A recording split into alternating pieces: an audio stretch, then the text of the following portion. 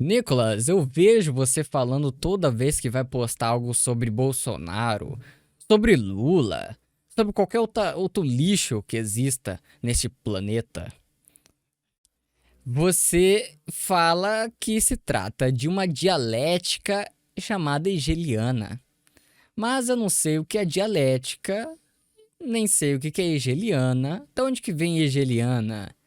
O que é isso? Você vai ver neste vídeo curtinho a respeito do que se origina a palavra dialética hegeliana e como ela é aplicada na prática, junto com a bandeira falsa, que só é feita a bandeira falsa com a regra de 3. E dessa bandeira falsa e a regra de 3, outra coisa que esta dialética hegeliana pode fazer é aquilo que eu venho batendo na tecla e já não é de hoje, que existe uma antítese, existe uma tese, mas tanto a antítese como a tese é controlado por um mesmo grupo de pessoas. É por uma mesma corporação, é por um mesmo movimento, é uma mesma cabeça, uma mesma mentalidade. Pode ser que a antítese e a tese sejam realmente brigados entre si e discordem, mas na maioria dos casos são amiguinhos nos bastidores. Então, já que o vídeo é de americano, ele vai dar exemplos americanos de lá. Mas quando ele falar de antítese, pense, por exemplo, no Lula. E quando falar tese, pense no Bolsonaro. A síntese se dará na nova ordem mundial. Direita e esquerda, antítese, tese, síntese, nova ordem mundial. Então, fique esperto com isso. Você vai entender de uma vez por todas o que é dialética hegeliana. Fique com o vídeo. Georg Hegel was a German philosopher who came up with a basic system for achieving the goals of the Illuminati called the Hegelian dialectic. This system is based on 3 steps. In step 1, a rogue government will create the problem that harms or even kills its own citizens. This deception is known as a false flag attack. In step 2, a rogue government will control the reaction to the problem which it created by typically blaming it on an enemy or some aspect of its own society over which it seeks more control. This is why the term false flag attack is so named. In step 3, a rogue government will offer the solution to the problem which it created. This solution is typically a war or a system of regulations. The solution would usually not be accepted by the public had the rogue government not created the crisis and controlled the reaction to it in the first place. A government which seeks increasing control can keep pushing society to accept its agenda by following a series of problems, reactions, and solutions which it planned all along. The significance of the Hegelian dialectic is not how evil it is, but rather how often governments choose to follow it. There has not been a major war in the 20th and 21st centuries that does not follow the Hegelian dialectic.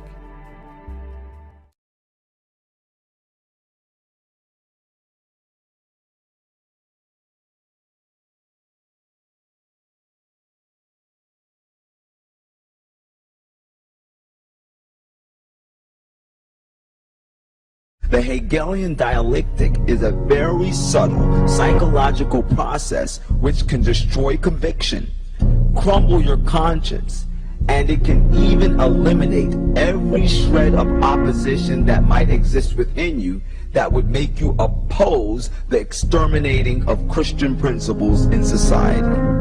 And what is so sick about it is that it is very simple. It is a process which involves 3 phases, which are thesis, antithesis, and synthesis. The first phase of the Hegelian dialectic is simply presenting the thesis. A thesis is simply the ideologies or the beliefs of a group or of an individual. After this phase is completed, then phase 2 begins, which is the presentation of the antithesis. The antithesis is a completely opposite view from the beliefs or ideals presented in the thesis. This is done to confuse the thoughts of the dissenter or the target group. Then, when phase 2 is completed, phase 3 is initiated, which is the presentation of the synthesis.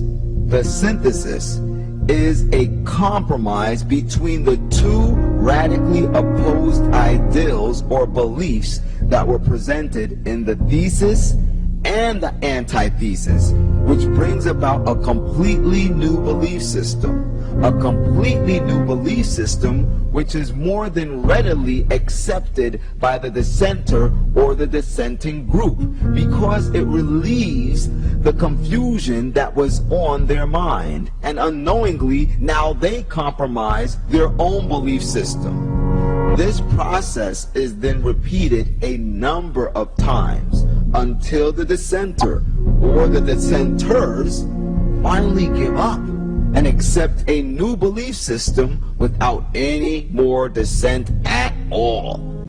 And we'll get into this later. The method they use is that of the Hegelian dialectic. Thesis played against antithesis leads to a synthesis. In other words, for Hegel, for history to make progress, you have to have conflict. And when you look at the key people in the order, you will find that they generate conflict. So Bush and Harriman politically are conflicting. Coffin and Buckley, although part of the same order, are in public conflicting with one another because conflict leads to the new synthesis. The order want to accomplish in the Bolshevik Revolution? You create opposing forces which you place in conflict. Out of conflict, you've got profit,